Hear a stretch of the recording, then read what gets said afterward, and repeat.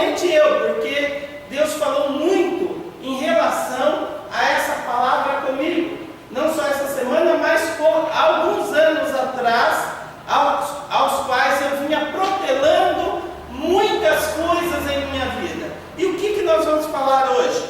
Nós vamos falar sobre procrastinação. Parece um palavrão, né? Procrastinação.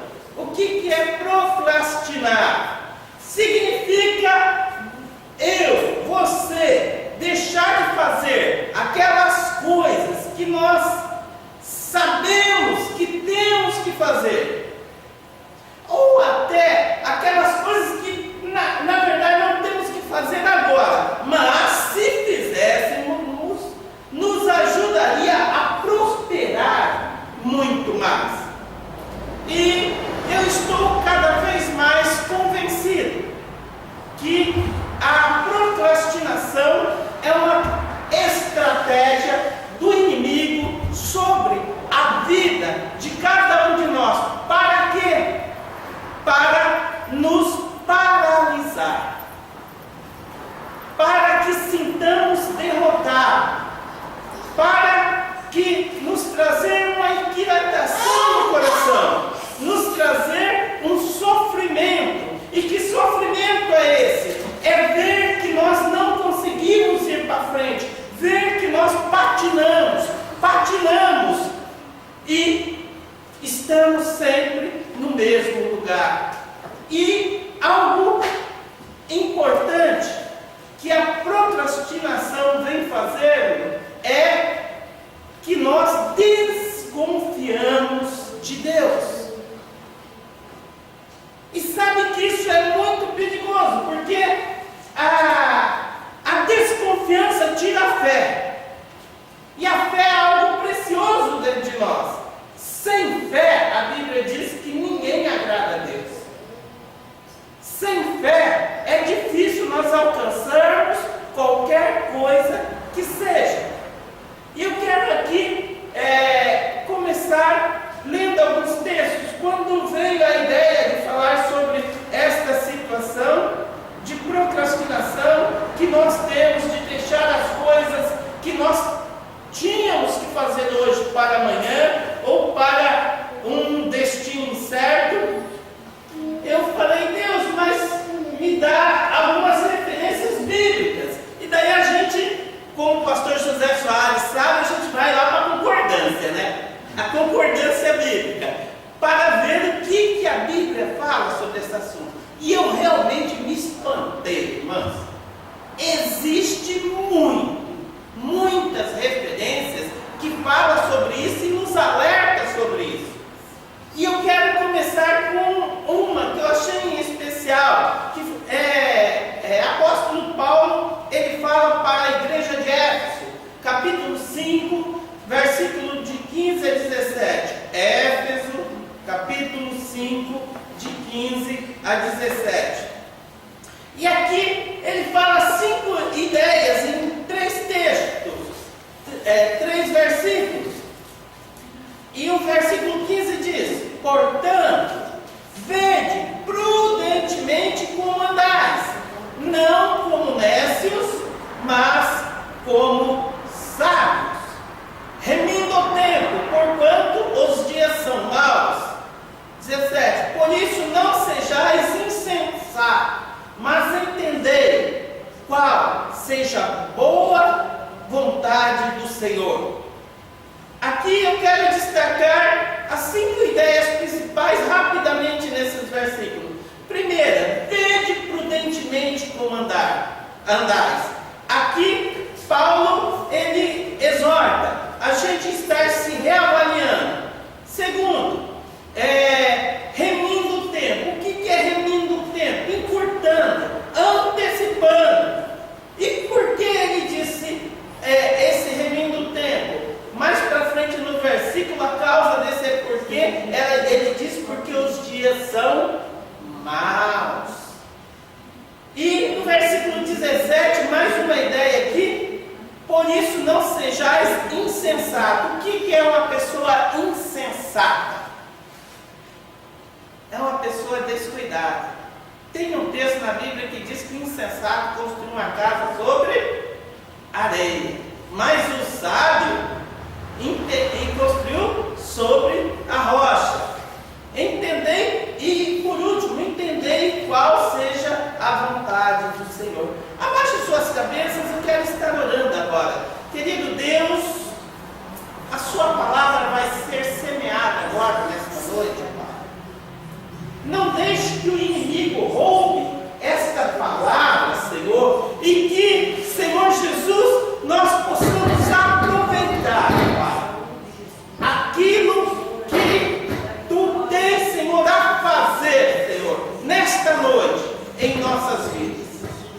Que de forma nenhuma o inimigo atrapalhe, seja qual for a intenção dele, Pai. Mas nós cremos que o Senhor tem algo precioso para nós nesta noite. Pode deixar que vai tranquilizar. Por trás da procrastinação, por trás dessa estratégia do inimigo que tenta nos limitar, existe o que eu digo de crenças limitantes. O que é crenças? É fatos ou circunstâncias passadas que a gente carrega, é frustrações, sentimentos negativos que toda vez que nós estamos enfrentando aquela situação, faz-nos adiar aquilo sempre para frente. A gente empurrar, como se diz, com a barriga. Toda pessoa que procrastina, ela não sabe que está sendo roubada de si a confiança em Deus. Por quê? Quando eu paro sobre um obstáculo e eu não creio que eu consiga ultrapassá-lo, eu estou desconfiando que Deus não está me abençoando. E muitas vezes que Deus não está comigo. E eu quero nesta noite que vocês comecem a pensar qual a importância de identificar essa ação que nós vamos adiando. Eu quero que você pense nessa noite de algo que você já poderia ter feito, algo específico, que eu quero fazer algo importante no final dessa reunião, e eu quero que você creia, e isso vai gerar fé no seu coração, que Deus faz as coisas na hora também. Então você veja algo específico aí, que está algo que você tenta fazer e não consegue. Faça uma análise, faça uma pergunta: quais são os pensamentos negativos que me surgem quando eu vou tomar essa decisão? Ou qual a desculpa que eu sempre estou dando, sempre na hora que eu tenho que fazer essa decisão? E eu quero dizer que nós podemos correr um risco. Eu ouvi um testemunho de um pastor falar, e eu achei aquilo muito triste, que ele foi convidado para ir no enterro. Chegando lá, isso já no cemitério, amados, chegando lá, tinha ele mais 4 pessoas, não tinha 6 pessoas para levar as alças do caixão do morto. Um senhor de idade, alguém que passou pela vida, não deixou bens, não deixou amigos, não deixou saudade, não deixou pessoas queridas, que ele simplesmente se arrastou, empurrou com a barriga tudo, protelou todas as coisas e foi se arrastando uma vida inteira. E eu acho que não é isso que nós queremos, se arrastar por uma vida inteira e chegar no final da vida, falar, não ter 6 pessoas para segurar na alça do nosso caixão. Provérbios 13:12 diz: a esperança adiada, observe, desfalece o coração. A esperança adiada vai gerando morte. Mas o desejo atendido é árvore de vida. Quer dizer, cada vez que nós superamos uma situação de procrastinação, por menor que ela seja, isso traz vida e areja o nosso coração, traz oxigênio para nós. Quantas pessoas já chegaram na porta de um emprego e ouviram: se você tivesse vindo um pouquinho mais cedo, o emprego era seu? Por quê? Procrastinou, ficou naquele vou, não vou. Quando foi, outro chegou na frente. Agora isso é um exemplo simples, mas veja só um exemplo pior ainda. Quantas pessoas chegaram no médico e o médico falou: se você tivesse vindo aqui 6 meses antes, esse câncer que você tem tinha cura. E essa pessoa protelou durante anos de ir fazer uma consulta, tudo era difícil, tudo era complicado, levantar cedo para ir no postinho era difícil, ela se conformava com as pessoas, falava: não, é só daqui a 3 meses, uma consulta, e ela ficava protelando. E aí, o que aconteceu? Tarde demais. Logo, um procrastinador, aqui nós estamos vendo que é um indivíduo que ele evita tarefas, ele evita se decidir por alguma coisa. E olha só, olha os argumentos que ele usa. Ele evita uma tarefa em particular, às vezes, ou várias tarefas. E ele evita por quê? Vou citar algumas das desculpas. Ele evita porque é coisa pequena demais e ele acha que não vai fazer diferença. Ele evita coisa porque ele fala: não, eu não preciso resolver, vai ser coisa muito pequenininha. Ou ele evita pelo contrário, ele acha que aquilo é grande demais e ele tem medo de encarar coisas grandes. E tem medo de saber exatamente aquilo que ele precisa fazer e ele acaba também não fazendo. Por quê? Porque ele evita. Agora, por que evita? Existem várias causas da gente evitar algumas coisas. Provérbios 6, 9 a 11 diz: ó preguiçoso, até quando ficarás deitado? Quando te levantarás ou acordarás desse sono? Um pouco a dormir, um pouco a tostalejar, um pouco a repousar, de braços cruzados. Assim sobrevirá a tua pobreza, como o mediante a tua necessidade, como ao homem armado.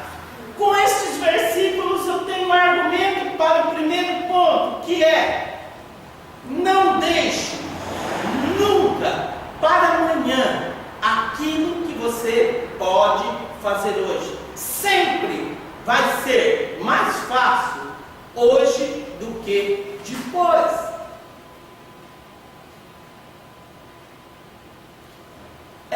Os monges dizem que a procrastinação, ou qualquer coisa que nós vamos fazer e que nós temos algum impedimento na nossa mente, que nós não conseguimos, um sentimento de inferioridade ou alguma coisa, nós temos que persistir pelo menos 21 vezes. Por exemplo,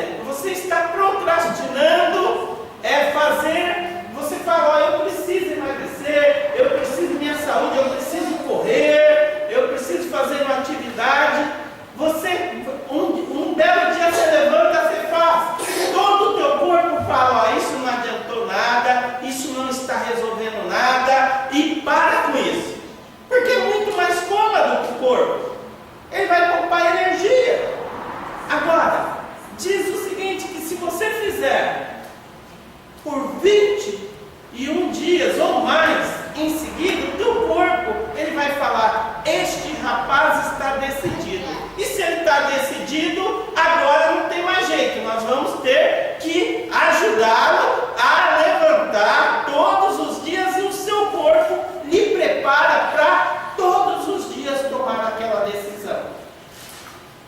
Provérbios 10:5 diz: o que ajunta no verão é filho ajuizado, mas o que dorme na cega é filho da vergonha. Nós vamos ter duas taxações: como filhos ajuizados ou como filhos da vergonha. O segundo ponto que eu quero nesta noite tocar aqui é um dos ardis estratégia do inimigo, é dizer: espera, calma. Você tem que se projetar, você tem que calcular, você tem que ver o que todo mundo acha, você tem que discutir esse assunto com várias e várias pessoas. Roma não foi feito em um dia só. E eu quero dizer que pode ser que algumas decisões difíceis, e nós temos que fazer algumas coisas dessas aqui, mas muitas dessas decisões difíceis nós não fazemos nada disso daqui, e algumas decisões simples nós fazemos isso daqui. Eu lembro que eu era presidente da igreja a qual eu fiquei 48 anos. Eu estava na presidência da igreja, e por mais ou menos 5 anos nós ficamos protelando de trocar uma porta. Toda vez que falava no assunto da porta, todo mundo é desse jeito, é muito caro, é muito barato, nós pode, nós não pode e tal, e todo mundo empurrava com a barriga a questão da porta. E eu falo: mas como? 5 anos para uma decisão simples. Gálatas, Gênesis, olha só como é um dos ardis do inimigo. Gênesis 19, capítulo 15 a 16, fala algo tremendo. Olha só, ao amanhecer, fala quando Deus destruiu Sodoma e Gomorra. Ao amanhecer, os anjos apertaram com Ló, dizendo: levanta, toma tua mulher e as tuas 2 filhas que aqui estão, e foge, para que não pereça na injustiça dessa cidade. Mas olha só, 16: ele, porém, demorava-se, procrastinava. Ele, porém, demorava. Eu imagino que ele pensava o seguinte: ah, meu Deus, eu vou sair agora, minha vida construída aqui, meus móveis, minha casa, meus amigos, e isso ficava segurando. E aí, olha só o que aconteceu. Ele, porém, demorava, e aqueles homens lhes pegaram pelas mãos, e pela mão de sua mulher, e de suas 2 filhas, e sendo-lhe o Senhor misericordioso. Às vezes Deus tem que ser misericordioso e dar um empurrão em nós, juntar pela mão e vir arrastando, mesmo que nós não queramos. E tiraram e os puseram fora da cidade. E vou falar uma coisa: e quem não tem jeito, não tem mesmo, né? Porque mesmo depois de fora, a mulher dele havia uma ordem: não olhem para trás. E a mulher dele olhou e virou estátua de sal. Provérbios capítulo 19, versículo 15 diz: a preguiça faz cair em sono profundo, e a alma do indolente padecerá de fome. Muitas vezes nós vemos pessoas reclamando da vida, reclamando da fome, reclamando de tudo. Meu pai contava uma história que uma pessoa ia ser enterrada, e enterrada viva.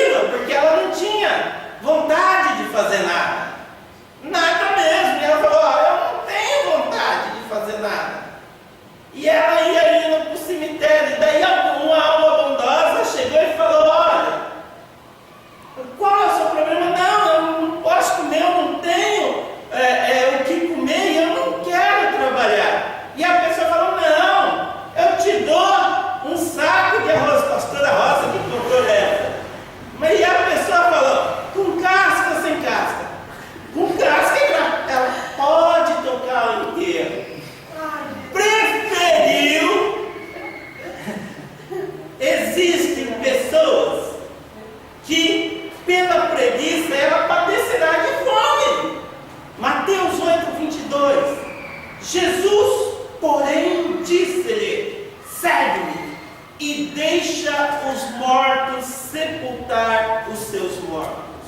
Essa é uma passagem que fala de um jovem que chegou para Jesus com muita... eu imagino esse jovem perto de colegas, e ele queria fazer bonito perto dos colegas dele. E falou: Jesus, deixa-me te servir. E Jesus simplesmente falou: vem. Ele não esperava aquilo. A hora que Jesus falou vem, ele começou a procrastinar. O que ele falou? Deixa eu sepultar os meus mortos. Ele falou sobre o pai dele. E na questão aqui, eu estudei uma vez sobre o assunto, era que o pai dele estava velho, não era que o pai dele já tinha morto. Ele queria esperar o pai dele morrer, sepultar o pai dele, para depois ir servir a Jesus. Muitas pessoas querem muitas coisas, mas na hora que aquela bênção vem, e olha que muitas pessoas queriam servir a Jesus, hein? E não foram permitidas. Falaram: Jesus, eu quero servir. Aquele endemoniado falou: não, eu quero servir. Jesus falou: não, você vai ser bênção aí mesmo. E ele realmente foi bênção naquela região. Mas olha só, outra oportunidade. Lucas 9, 61 e 62. Diz assim: disse também outro: Senhor, te seguirei, mas deixa-me despedir primeiro dos que estão na minha casa. E Jesus disse: ninguém que lança a mão do arado e olha para trás é apto no reino de Deus. Eu também quis saber sobre a questão dessa pessoa, mas provavelmente hoje nós pensamos: não, cara, só vai ali na esquina e falar: mãe, pai, eu vou e seguir a Jesus. Mas a casa aqui, ele falou: os que estão na minha casa, eu vi comentarista dizer que ele ia visitar todos os parentes. Sabe lá a cidade que os parentes moravam? Ele tinha que fazer uma ciranda enorme para chegar e seguir a Jesus. E ele hesitou. Existe circunstância nas nossas vidas, amados, que a nossa resposta nos desqualifica.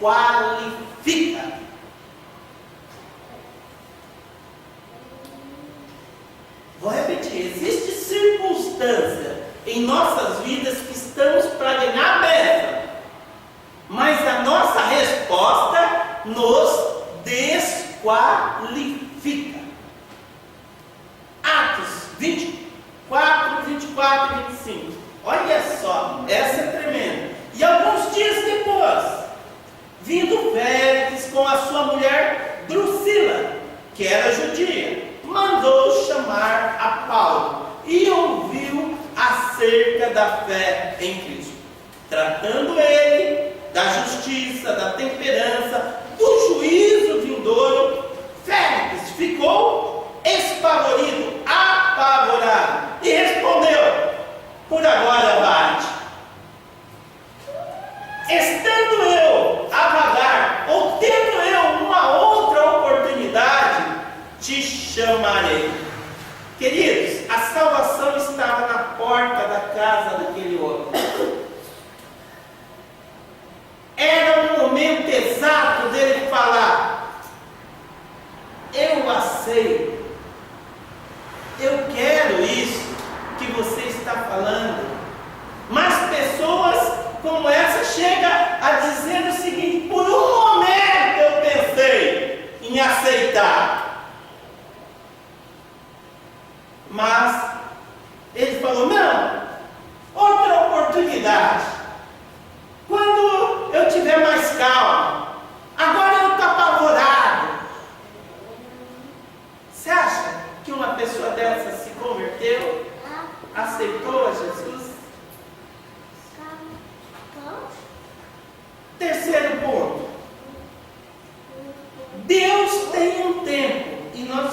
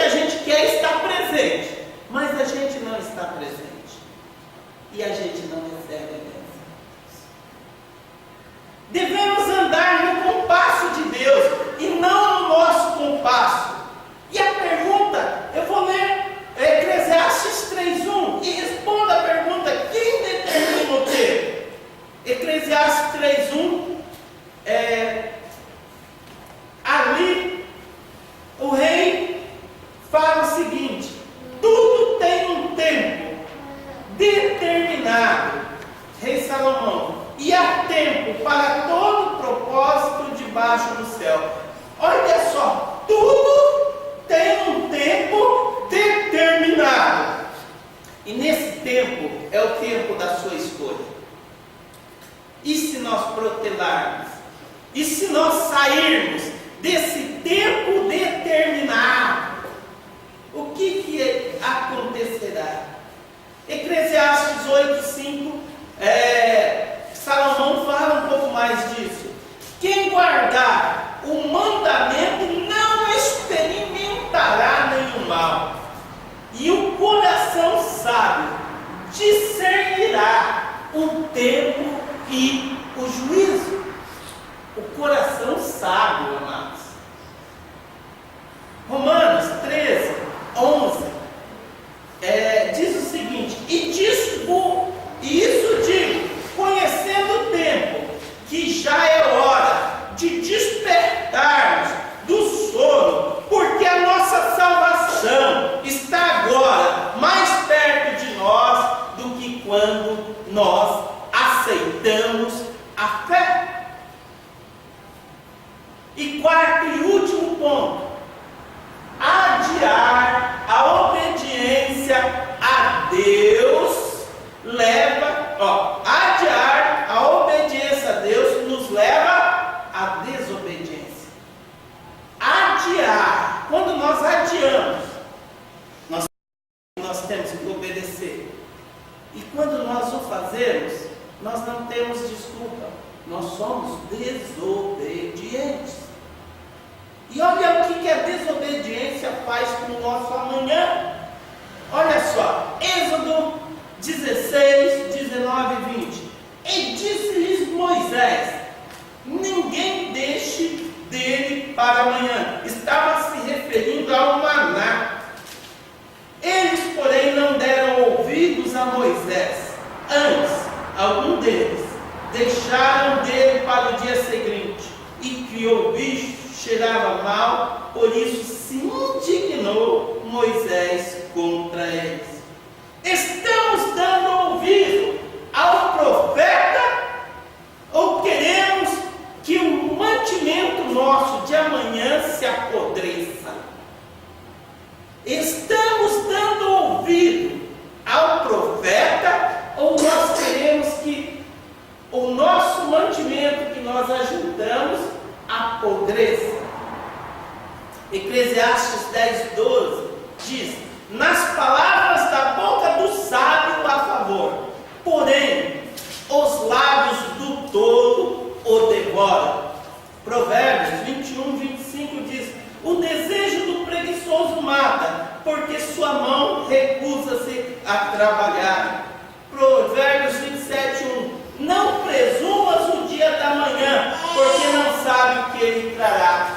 Uma das coisas que nós fazemos é achar que nós temos a mesma oportunidade amanhã do que hoje, mas amanhã é um outro dia, e nós não sabemos o que esse amanhã trará para nossas vidas.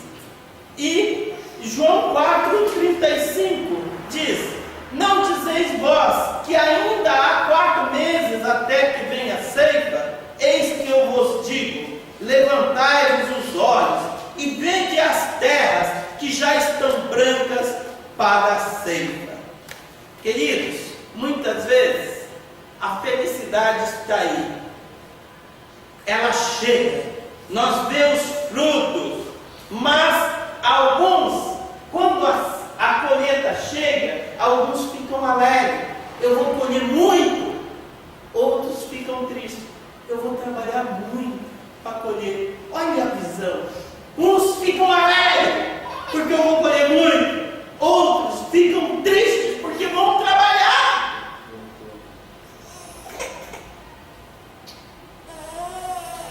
Hebreus 4:7 diz: determina outra vez um certo dia, diz hoje, dizendo, vou ler novamente: determina outra vez um certo dia, hoje, dizendo por Davi, muito tempo depois, como está escrito: hoje, se ouvirdes a sua voz, não endureçais o vosso coração.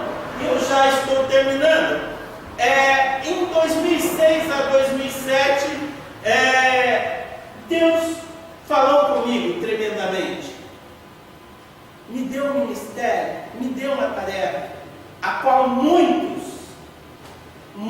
mesmos não acreditaram, fizeram cara feia, falaram: não vai dar em nada, é mais um sonhador. E o que aconteceu? Eu não endureci o meu coração, e Deus trabalhou, e eu hoje aqui estou, fazendo aquilo que eu amo fazer, e participando, tendo o privilégio, ainda que eu tenha protelado um pouco, irmãos. Eu já devia ter feito muito antes, mas eu fui intimidado e protelei um pouco. 2006 para 2007 para 2014, já fazem 7 anos na jornada, mas tudo tem um caminho.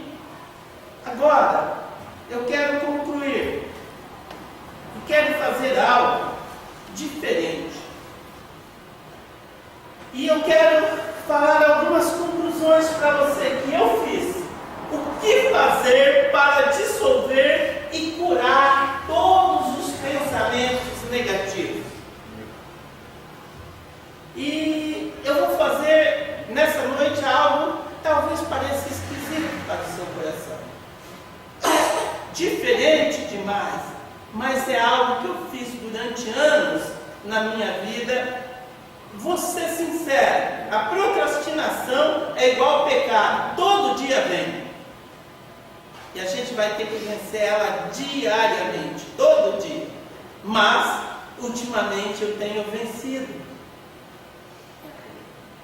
numa quantidade enorme de vezes. Eu gostaria agora que você abaixasse a sua cabeça, começasse a fazer um detalhamento daquilo que você identificou e que incomoda, coisas que você fala: não é verdade.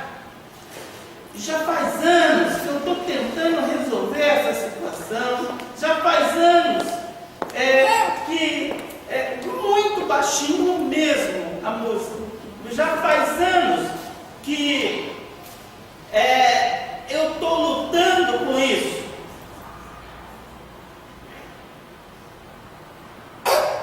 E eu quero que você procure agora identificar o sentimento negativo, qual a sensação que vem sobre você nessa situação, quando você fala: novamente eu falhei. Eu quero dizer algumas coisas que eu estou pensando agora, que eu escrevi aqui, que com mais calma a gente escreve, a gente pensa, e não faça só isso agora, nessa noite, mas faça na sua casa, como eu fiz muitas e muitas vezes. E comece a falar com Deus. Deus, eu não estou conseguindo ter sucesso na vida. E eu creio que, de certa forma, pode ser pela preguiça, ou pode ser que eu tenho uma crença que eu sou inferior em aprendizado, que eu não me dou com muita informação. Quando tem muita informação na minha mente, vem um sentimento de confusão mental. Senhor, eu me sinto oprimido, porque eu tenho tantas coisas para fazer. Eu me sinto impotente, eu me sinto com medo, eu me sinto inseguro, Deus. E eu quero que você pegue o nome daquilo que você descobriu agora, dessa insegurança, e você vai colocar uma frase, e vai repetir comigo. Pode repetir baixinho aí, você não tem que me convencer ou convencer o seu vizinho. A pessoa que você tem que convencer agora é você mesma. E comece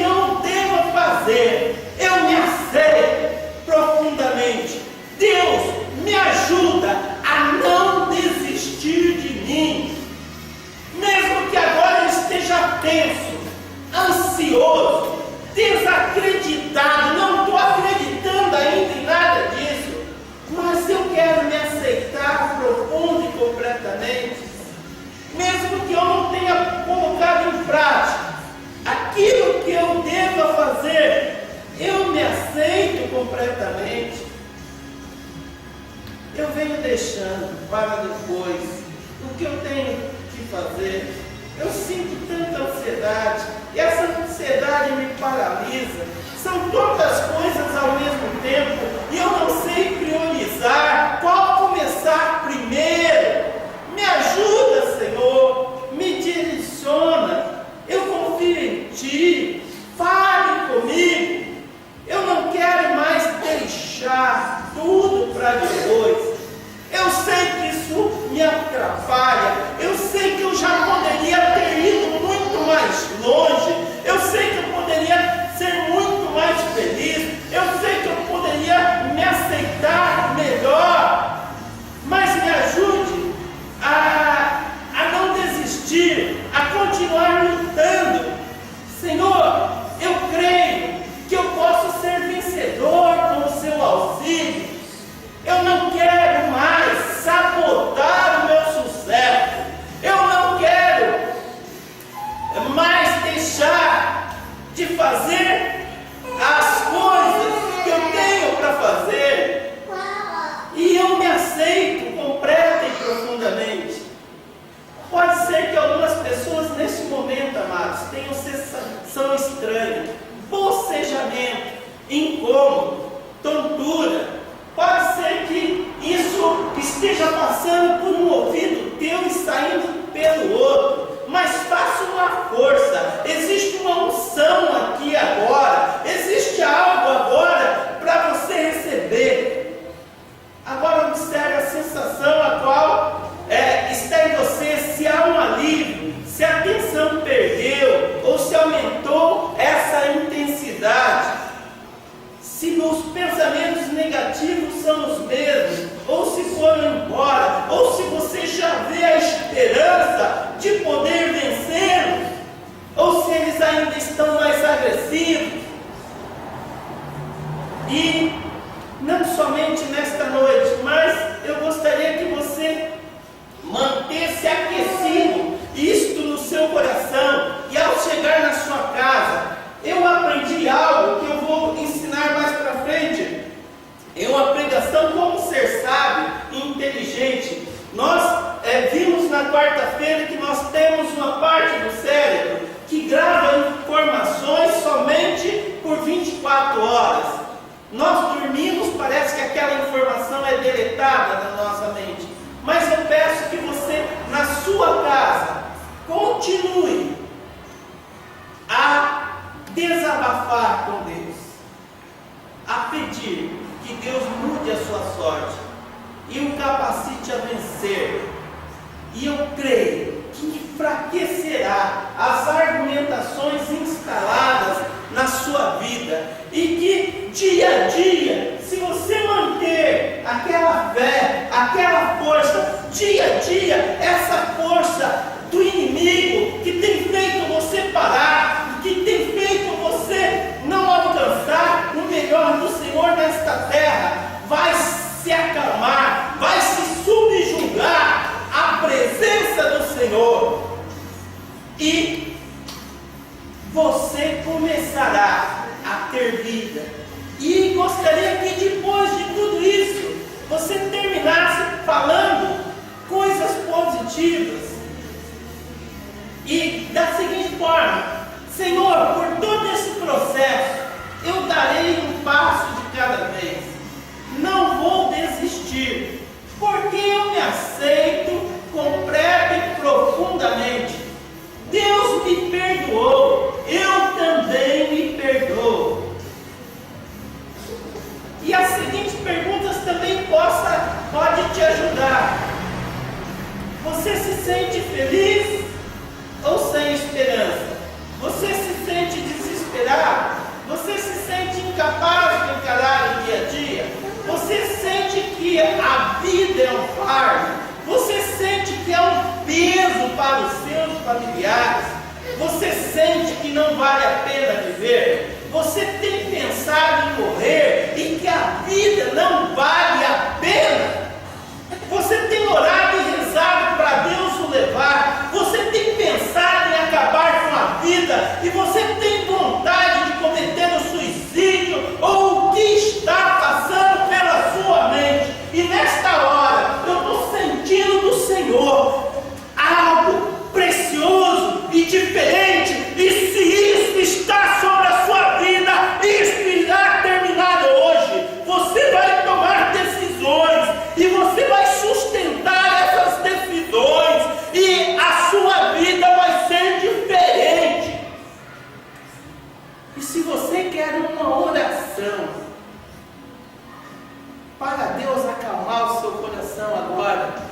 e ajudar, eu estou aqui.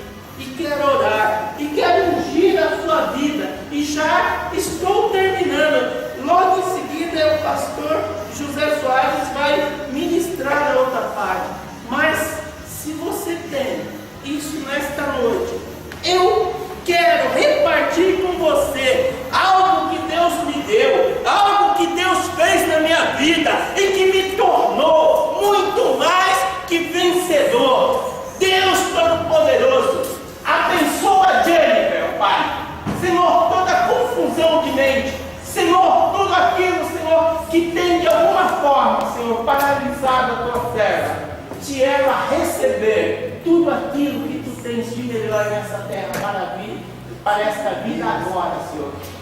Em nome de Jesus, está cancelado. Em nome de Jesus, nós, Senhor Jesus, neste momento, ó Pai, cremos que a sua vitória chegou para a vida da gente, ó Pai. Em nome de Jesus, Pai Todo-Poderoso, nós abençoamos, ó Pai, essa tua serva, que muitas decisões importantíssimas tem, Senhor, sobre a sua vida para tomar, ó Pai. Senhor, fixa a mente dela, não deixe, Senhor, ela sem meta, sem foco, sem propósito, ó Pai, mas purifica, Senhor, e que esta noite, ó Pai, ela pense, ao repousar no seu travesseiro, ó Pai, ela reflita sobre esta mensagem, e que a mensagem fique gravada no seu coração, ó Pai, e que ela consiga, Senhor, vencer a procrastinação. Deus, queremos pedir pela vida da mãe, Senhor, queremos e crer que tu tens algo especialista para fazer com esta vida, e o inimigo tem travado, tem parado, algo acontece, Senhor, na mente dela, e quando ela está firme no propósito, ela para, mas não será mais assim. Espírito Santo de Deus, que agora a mente de Cristo, que agora o Espírito Santo esteja acesso a áreas que até então ele não tinha, e que ele possa, Senhor, levar a Vânia a visualizar um novo e glorioso futuro em nome de Jesus, e que ela não se parar, mas aquilo que ela sabe fazer em nome de Jesus. Deus, pela vida da irmã Edgar, Senhor, tu sabes, Senhor, que ela necessita, tu sabes, Senhor, aquilo que tem atribulado o seu coração, as decisões que ela tem de tomar, mas, Senhor, que o Espírito Santo faça com ela, Senhor, que ela, Senhor, faça, Senhor, essas perguntas, e nesse diálogo contigo, Pai, tu revela a tua perfeita, agradável vontade para a vida dela, em nome de Jesus. Amém. Amém. Pastor, eu queria orar.